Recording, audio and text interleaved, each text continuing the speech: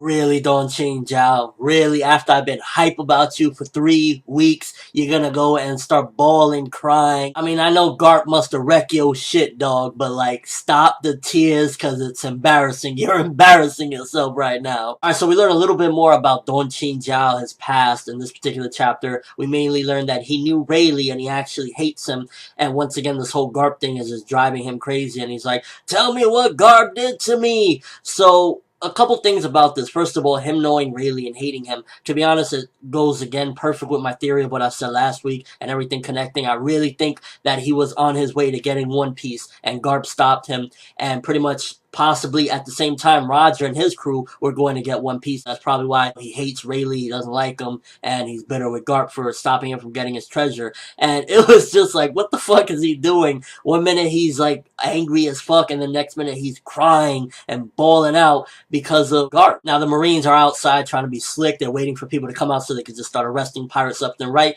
Good strategy. I mean, you know there's going to be a bunch of criminals inside of this Coliseum. Why don't you just wait outside and start nabbing them left and right? Good strategy by them. You got Bastille outside waiting, and he doesn't really know what happened to Maynard. He's waiting like, yo, what happened to Maynard? But if he finds out that Bartolomeo knocked his ass out, he's going to definitely want to go after Bartolomeo. And I could imagine Bartolomeo coming outside and telling him, yo, just to let you know, stop waiting for your dude. I kicked his ass earlier today. And I could just already see, based on everything that's going on, all the Marines clinging around, everything that's going down, at the end of this arc, there might be some big shit with the Marines, Luffy, and the pirates and everybody that is on this island right now. We also find out in this chapter that Doflamingo became king of Dressrosa 10 years ago. So that would be 8 years prior to One Piece even starting. Which means in the beginning of One Piece, he was already the king of Dressrosa, and he pretty much been in power for a very long time. Which makes sense because for him to structure everything the way he did on this island, it would take a while to do so. And it's hard to really figure Doflamingo out because a lot of times it seems as though he's just really this cruel guy. But then every now and then we get these inklings of him possibly being good, especially with his crew kind of caring for them. But then we also get messed up shit like what we heard in this chapter. That when he became king, he made a couple laws. He brought some devil fruit users that could turn people into toys. And the 2 laws that he made was pretty much lights out at 0 a.m. You know, everybody got to be indoors. Toys in the toys' houses, humans in the humans' houses. And that humans and toys can never go to each other's houses. So he did some like divide and conquer type of shit, but also just did some terrible things. Like you're turning humans into toys. And then eventually that led to people losing their memories of those people and pretty much moving on with their lives. I can't front. It was kind of sad seeing that whole shit with the toy that he was like, I'm your husband, what are you doing? And ended up getting thrown inside that shredder or whatever the hell, that incinerator for toys. And then finding out that toy dog thing was pretty much the husband and father of that kid and woman. And it's just like, this is some sad shit when you really look at it. All in all, Doflamingo, regardless of maybe he cares about his people, but he's rotten for what he did coming to Dressrosa 10 years ago, turning people into toys, putting all these laws. That shit was just sad. I don't care what anyone says. But it also makes you wonder exactly why would he do this? Does he have some sick toy fetish? Obviously, no. There has to be some sort of purpose why he would bring a toy devil fruit user, you know, turn people into toys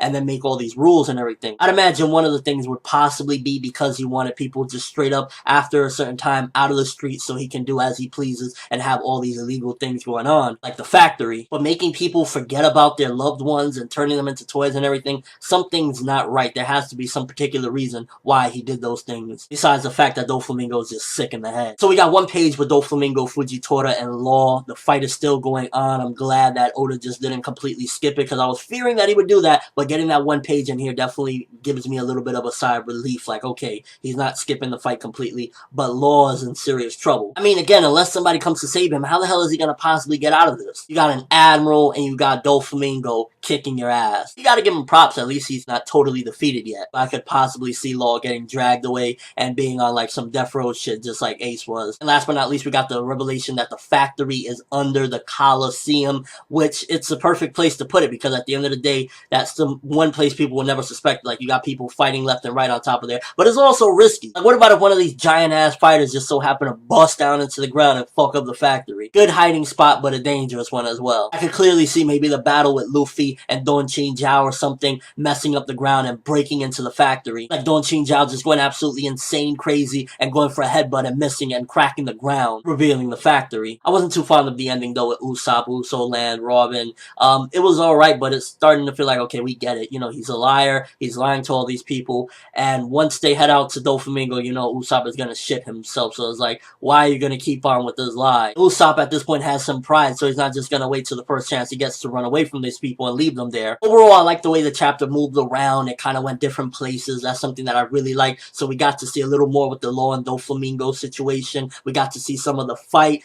Disappointed in Don Chinjao right now. It's like, yo, I had high hopes for you, but you're crying right now. Pull yourself together. Whatever Garp did to you, pull yourself together right now. Now's not the time. You're in front of Luffy. You're in front of the entire Coliseum. People are looking down at you. And we just got a lot of little development here and there, slowly showing what everyone is up to at the moment, and that's just really good. I give this one 8.5 out of 10. It moved around and showed what everyone is up to. It wasn't too much progression. Like, we're still in the middle of the fight with Luffy and Don Chinjao. We're still in the fight with Law, Doflamingo, and Fujitora. So we're still in the process of things, but it definitely showed things around. We got a couple of revelations, and overall, it was just an enjoyable chapter. Let me know what you think. First of all, Don Chinjao, did he actually go up possibly against Goldie, Roger, and his crew, and that's probably why he hates them, because they got One Piece when he was so close to it, and Garp stopped them? What is Doflamingo's reason for doing all this, turning people into toys, making these laws so that people can't be out at certain times? Just, you know, what was his reason for all this chaotic shit he did to Dressrosa after becoming king? How the fuck is Law gonna get out of this pickle that he's in right now, because